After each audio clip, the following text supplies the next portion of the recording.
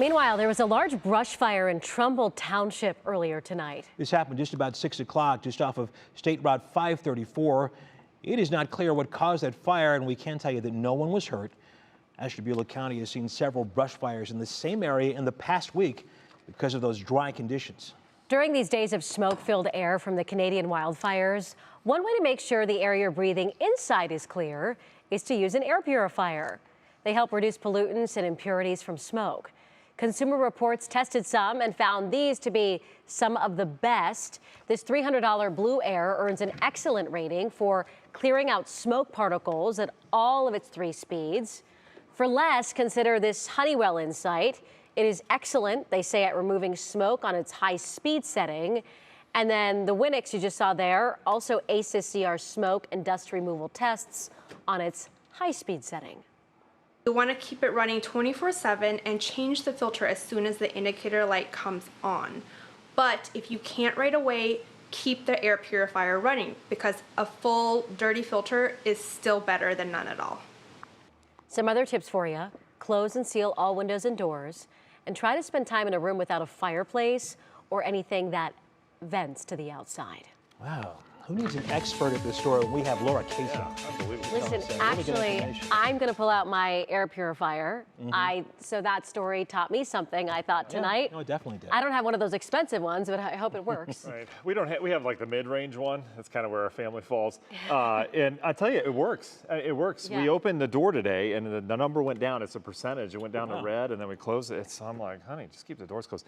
Another tip: if you're driving, turn on the circulate air in the car button. That's a good one because it'll keep the air going through your own car filter rather than bringing in the fresh. Great tip. Yes. Yeah. We need mad winds, clearly. You guys need a forecast? We can do that Oh, yeah, too. that too. We do it all over here. Just kidding. Producer saying yes. Please get to the forecast. Thanks, Amanda. All right, increasing clouds tomorrow morning. It will be hazy once again. It'll be on the cool side. I think this is kind of the missed story. We'll talk a lot more about the rain and the haze. We're in the 40s tomorrow morning. It's already getting cool outside in spots. Clouds tomorrow afternoon and evening, maybe a stray shower. We can't overlook that either. We're in the 60s. It's going to be a chillier day tomorrow. But temperatures right now, they're comfortable. We're in the 50s area wide. Some of these 50s that you see, outlying locations, will drop into the 40s overnight tonight. And that's product of very dry air. We had that cold front that passed yesterday. Dew points in the 30s. This is something you wouldn't expect to see again until fall. Dew points in the 30s. I mean, this is just bone dry air coming down. All the humidity down to the south. We haven't had any of that. There are indications that in the long range we get warm next week, and that would come with humidity. But not now. Cold front all the way down to the south. We're watching this area of low pressure that's been stuck.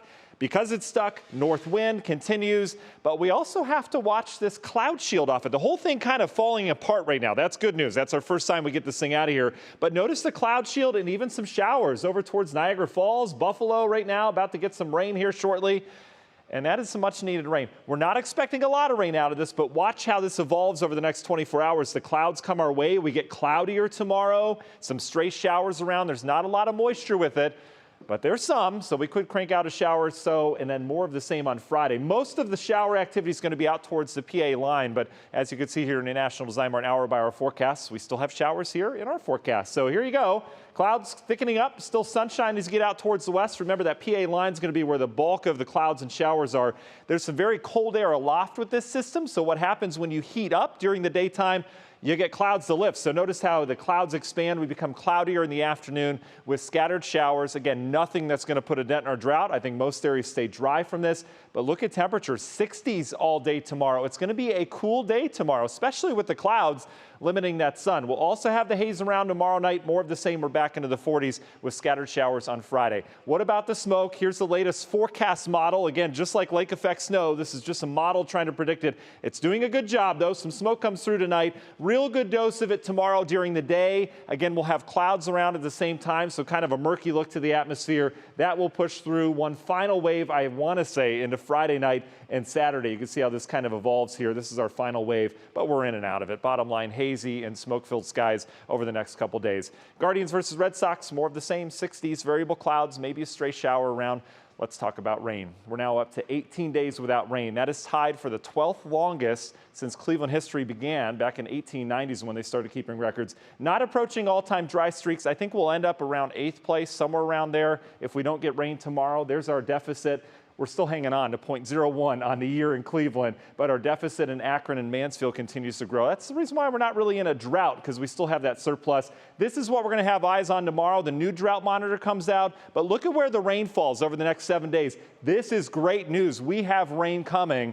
So when? Well, slight chance next 2 days, as I mentioned. Better chance is going to be Sunday, Monday, and Tuesday of next week, as this low finally heads on out, and then we bring a frontal boundary in here with some showers and thunderstorms. Looks like Saturday's dry. Sunday we start to talk rain, and then Monday especially. Union Home Mortgage 10-day forecast. Look at the raindrops Sunday, Monday, Tuesday, and then a rainier pattern next week as well. More rain expected next weekend. Guys. All right, Matt, thanks.